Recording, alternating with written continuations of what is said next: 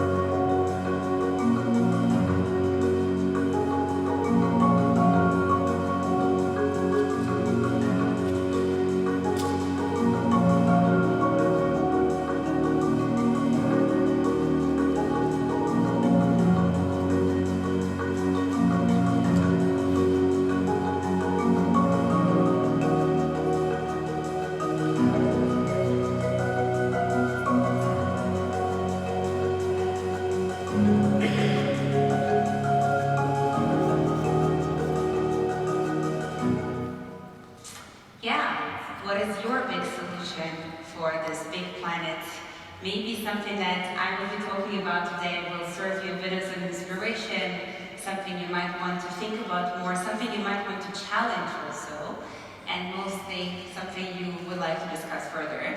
This is why I hope that I will be able to leave some time during my talk to also get some feedback from you, because otherwise this won't work. But let's first start with our journey. You already sort of saw what we're doing. Don't worry, if you got a bit more confused, that's fine, we can talk about it. But how did we get there? The talk today is from rags to riches, but actually my co-founder and I started with the riches. We were working for the world's biggest brands as designers, as producers. I produced fashion shows around the world, and I got to go, you name the place, I was probably there. And my co-founder was on the other side, going to the factories where all those amazing clothes are being produced. And the reason why we joined forces was because we're understood that living in a modern world as we are, using technology, using innovation, using metaverse, and all these big buzzwords, there's actually one industry which is extremely, extremely left behind and traditional. And that's that industry that even if most of you will say, I don't know anything about it, we're all very much part of it. I assume that nobody here had this question when you woke up this morning, whether or not you're going to put something on you when you left the house. So this is where it starts, right? We all need clothes, we're all part of it in one way or another, and this is also what makes us, all of us, both part of the problem, but actually potentially part of the solution. And this is what we understood when we came together. And we said, okay, what can we do? We really know this industry in and out. We know it from the production side, and we know how it looks out there when it's on these beautiful catwalks, and we also know what happens to it when it's not needed anymore, right? We know how it is with all those piles and piles of clothes that are being left behind. mentioned it, I think many of you were at the talk here, so I will say it again. Most of us here probably, if I will ask you, you won't say, I don't throw away my clothes. There are all these beautiful, these nice containers. Sometimes I go there or find another way to bring it to a charity, and I feel so bad, so good about myself because I now help the needy. And don't worry, you're not the only ones. Big brands think the same thing. When we first started talking to brands to find out how they actually handle their waste, they said, we have zero problem. We give it to charities. But what happens is that, especially in the COVID area and after that, there were so many clothes that have been submitted because people started cleaning and there was no space to actually leave that behind, that it led to the charities getting to the maximum and they were not able to use it any longer. So charities have, in many cases, become just another stop on the way to landfill, incineration, or shipping this waste to other countries like Africa, killing the local cultural market. That's the situation we live in today. And also to give you some real numbers, I don't know if you know, Europeans in the EU alone throw away 12 kilograms of clothes every year. Now you say 12 kilograms, it's not so much, but if you and you and you and you and all of us in Europe do that, that's actually quite a lot. Now, I don't know if you know how much of all of that is needed anymore is recycled or gets another life. We're talking about 15 to maybe 20%. And that includes downcycling. That means that something that has traveled a very long time, thousands of kilometers in order to be on your body, it can then maybe become something that you will not even see anymore, very, very low value. And this is what we understood when we got together and said, okay, there must be something else. There must be some other way to do this. I mean, clothes, textiles, there are so many resources which go into it. We have, on the one hand, we have the cotton fields. We have this amazing plant which has given us so many gifts. And then on the other hand, we have the wonders, I will say, of the plastic industry, which has also solved a lot of problems. By the way, we at Refresh, we never point fingers at one industry. We think it's a wrong approach. It has solved a lot of problems and even maybe partly for our environment. The problem is what do we do with it now? What do we do with the polyesters? What do we do with all those clothes that cannot become the same type of clothing again? And this is what we realized. Basically, I would say, do the test in your closets and see what do you wear. What will happen is that you will find that your clothes are mostly made from mixed fibers. And this is where the problems begin. You cannot recycle, it's very hard to recycle or create the same type of product if it comes from two very different sources, right? When you look at the cotton and polyester as the big groups.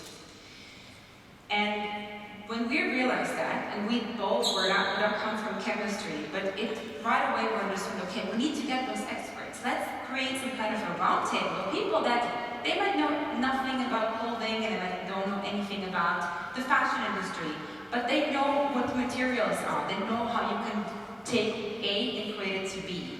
And we embarked on a whole academic journey. And by the way, the reason why I'm telling you this is not just because of our own example, but because I believe that true disruptive innovation needs people that usually don't sit at the same table.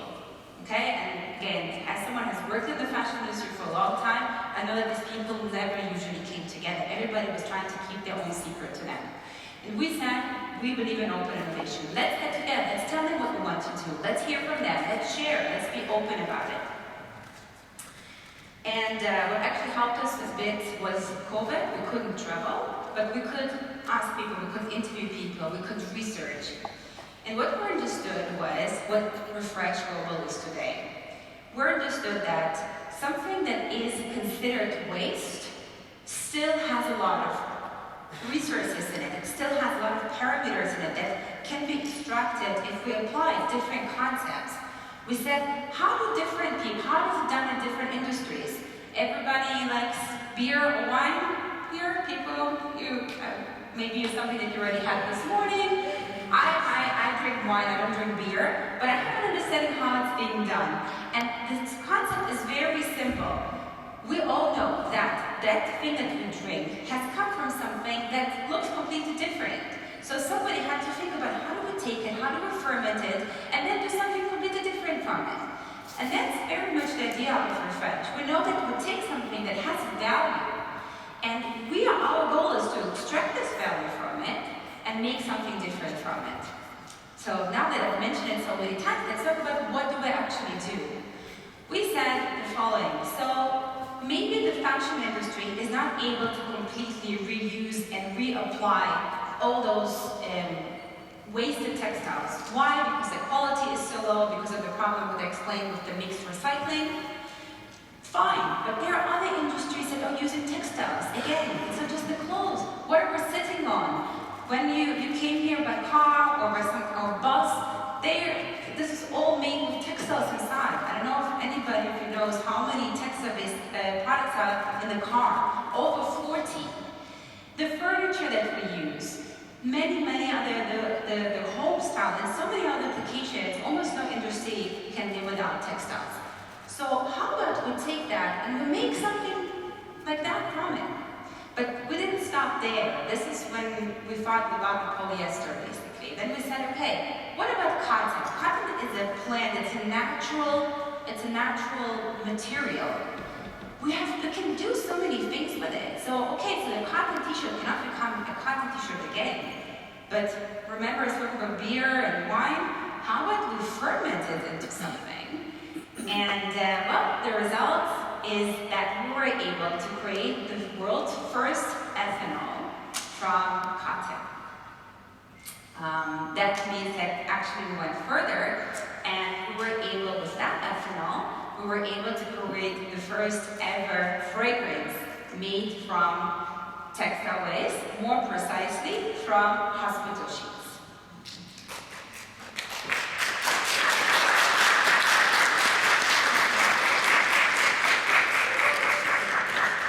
So I already took you on the journey with the first product. So we can take wasted textiles. They mostly come from synthetic sources like polyester.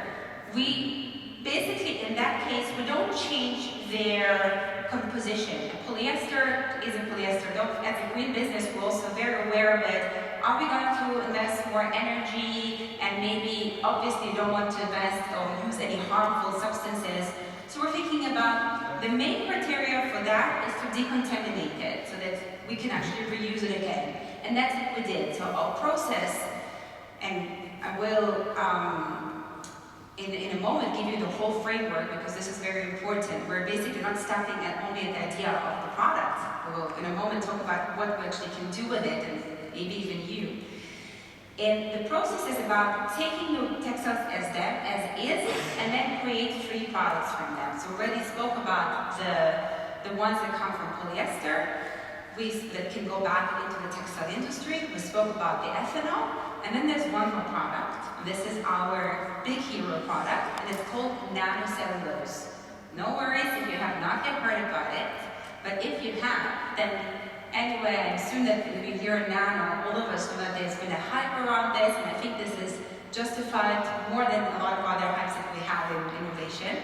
Because of course nano means that there's a product which you don't need so much of, but it has very strong features. And in our case, nanocellulose is exactly that type of product, which can replace a lot of synthetic materials. And of course, it's completely biodegradable. What can be done with our nanocellulose? It can be used in packaging applications, it can be used in shoe soles, it can be used in lamination, coating, and a lot more. There are really a lot of different applications which can be done with it, and I hope it's not getting boring at this point. We're the first ones in the world who were able to create nanocellulose from textile waste. Because usually today it's being created from wood, because it has similar features. But if you lost me right now because I gave all these detailed explanations, that's fine, okay? And we will see in a moment some of them so you can actually feel them.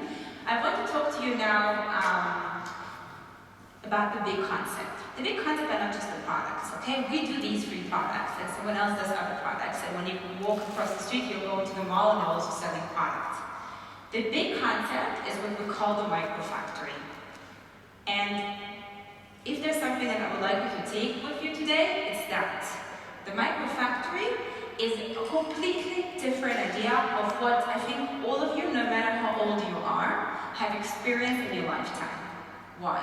Because for the past 50 years or so, the manufacturing of the products that we wear here or use here has been done far away from us, right? This is no secret. And we believe that the world cannot sustain anymore if we continue doing it over there. If we continue having people work at ridiculous wages, risking their lives, by the way, like in the fashion industry, in order for us to feel comfortable with what we want. We don't understand how this can go together. We're here talking about one of the world's maybe most important trade shows, which is going to happen soon. And I really, really hope that everybody that is not only going to attend but exhibit there will understand that we need to profoundly change the way how we manufacture. And so our offer, our contribution, because like I said, we don't just point fingers, we want to actually come with a suggestion, is the ability to create or to bring back manufacturing where it actually is happening. But not only the idea, basically the way it works is that we take the waste that we produce, we don't send it overseas, we bring it into a local facility where the process is taking place inside as an end-to-end solution, and then the outcome, in our case, the free products which you just heard about, can also be reapplied in local industries. That's what we call a real concept for circular city. And what we're doing already in order to advance that is, first of all, we have created a network. Well, maybe let's start with the fact that we did a pilot with a city because we see ourselves very much as part of the circular city. It was a city in Israel where we started our journey. We went to the city and we said, we want to try this out. Let's see how it can work. And they didn't know what they were in for. They didn't realize that we would not only come for a little project, but for actually for something much longer. But what we did was we collected 10 tons of textile waste. It means that more or less this area will be completely filled with the textiles we collected. We trained women that were working in local charities how to actually treat textiles, how to understand the differences. And we had 200 women afterwards that came to be part of this pilot, and we saved 98% of the textiles collected. And we gave the city a concept of how they can actually use and reuse their waste locally. The next step was, and the reason why we're here now in Europe is because in a year and a half, I can't believe I'm already saying a year and a half, I can say 2.5 years or whatever. Now it's really a year and a half, July 1st, 25. A regulation is coming out in the EU, which has already been decided in 2018. Do you know what this regulation is going to say? The EPR? It will mean that there will be separate textile collection will be mandatory. Do you know what this means? That this means that the pile of clothes that we're talking about now will become much bigger because they will be all collected in one. And so that means also that it's, in German we say 5 vor 12, it's really high time to begin applying those circular solutions. So I really, really hope that you will join us there. And what I will do now, before we'll have maybe just a few minutes for questions, I would like to invite someone. Patrice, you're the board. Maybe you can come on stage. And I would like you on you. I think I just have like the Ben Affleck type of board. That's what it is. So I did say that most of it we don't bring only to the textile industry, but we do some of it. So this is the result. I told you about the 98% that we were able to rescue from that pilot. And this is what we did. This is our first fashion product. Sure, it's my size. I would like you to model on this and try it on. So I lied when I said it's not about fashion. Apparently it is about fashion. Yes, it's also about fashion. Do we have some music like Right Side Fred, Nice and Sexy? It's a bit short. But we're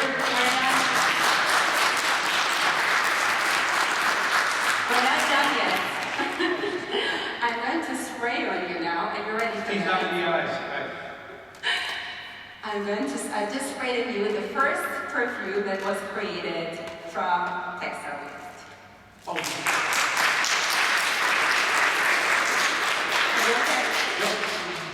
No, I mean, I think it's great. I think like everybody will have the opportunity just to smell it. Because in my mind, when you said to make ethanol, it's like really like the alcohol which is necessary to create it. It's not, I can convincingly, really, I honestly say it doesn't smell like any old socks, if you might think that it came from anywhere from there. It's actually very lovely. What is that scent? It's goji berries and pomegranate. I can feel it right now. You see? So this is us, and you're more than welcome. Of course, we have more other stuff that we have produced from, and we can even do this kind of stuff. So there's a lot of other things, and you're welcome to take a look afterwards. But yeah, this is us. Thank you.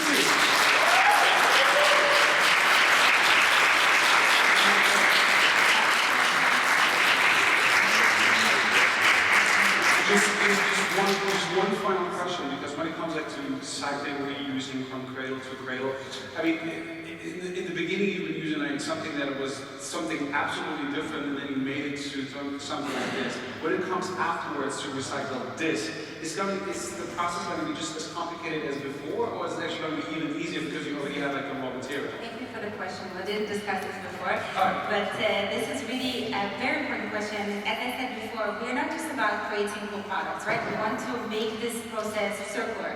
So indeed, what we do as a result of our process of the microfactory, we create monomaterials. They come out as monomaterials. So this, was a mixed fibers before, and now there's only that, and it's going to evaporate. And this is only polyester because we're able to separate it and the process of our microfactory. And then it makes it much easier to recycle it because we only have one material to recycle. It really feels really good. It's like really like some sturdy. Yeah. Yeah. This is jeans. This is actually from jeans, from all those old jeans we don't wear anymore. From rags to riches, a big round of applause for the place. Thank you.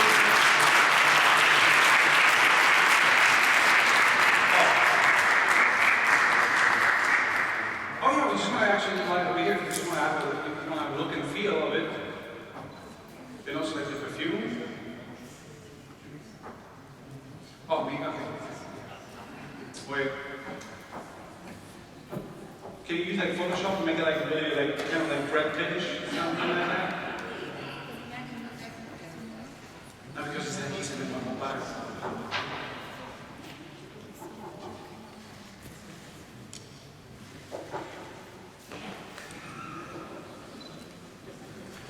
Alright. Sorry.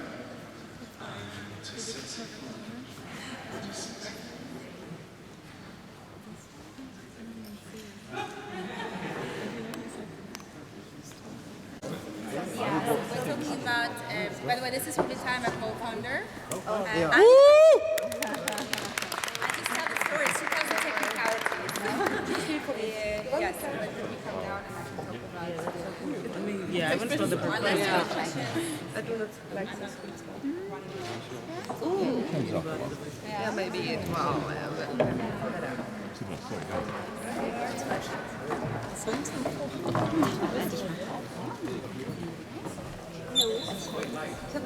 Fertig? Ja. Das ist wie Maler fließen. Ja, ja, ja.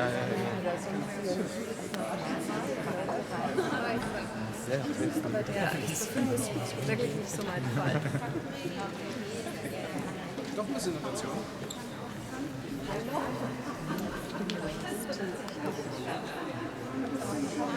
Schön. Reich, sehr reich. Aber halt schon. Wir brauchen ihn jetzt.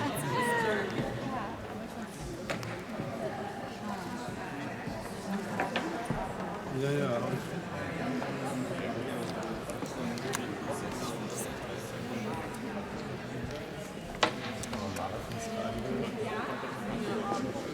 Ja, genau.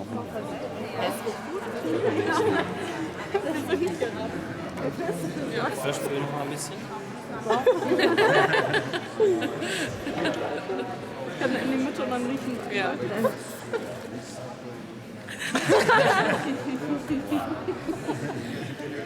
Also man muss danach dann immer ja, genau. Ja, das ist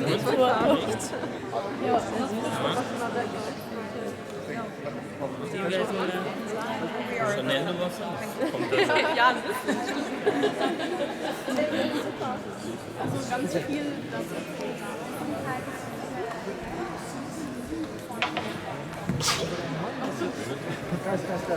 Mach was jetzt dran. Würde die Seite Ich würde sagen, ja, aber ich würde sagen, Licht halt sehr sauber. Ja.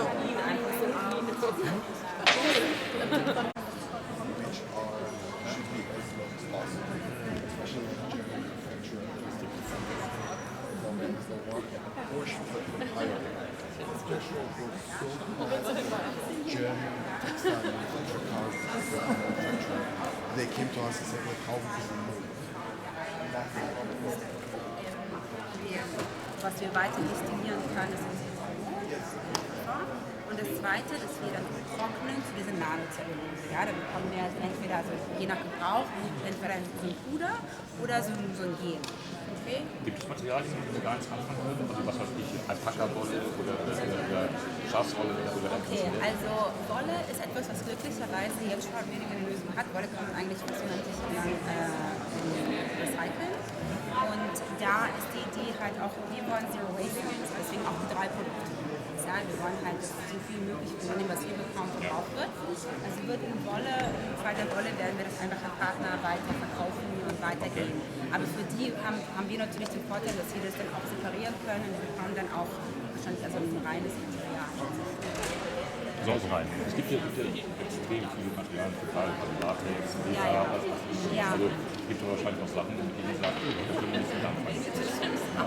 Also genau, es gibt zwei. Das eine ist, da können wir oder müssen wir nicht. Also bei allem, was aus tierischen Quellen kommt, also Leder und so weiter, gibt es die ganzen Bedingungen, damit wir die nicht anwenden und dann versuchen wir es recyceln.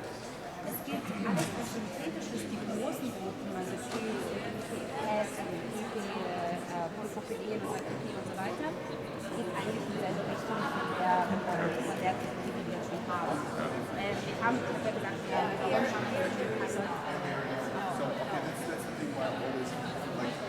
Yes, I think Also this is even non-woven, this- correct? This is a non-woven. This is a non-woven. Okay. You see this? It's look like Yes. it's plastic, right? There is no plastic. I mean, I mean, what is there is no plastic? PET, it's plastic. Basically, But this no. is This specifically was polyester. jeans. Yeah. Okay. That's why everything that you see here is polyester. is polyester. Ah, okay. That's why it's like you had No, it's a this thermocol. is like this exactly because it was also let's say pressed. Pressed. But basically, it's polyester. If we would melt it more, then it will be stiff like any other plastic part. Well, right now I'm industry analyst for home appliances, and this might be another way how This you could is- do it, like So in we the home work, appliance industry. we work with acoustic Okay. because it's very, very good and it's thermal and it's boost, and that can replace, the wool walls. Yeah. And that's also stone wool, and also it can replace also the usually, for example, maybe here it's not that popular, but the wood. When you build from wood, you always use like a very thick insulation, and that's the same. You can. Oh, you mean thermal insulation? Yeah, exactly. The only thing for that is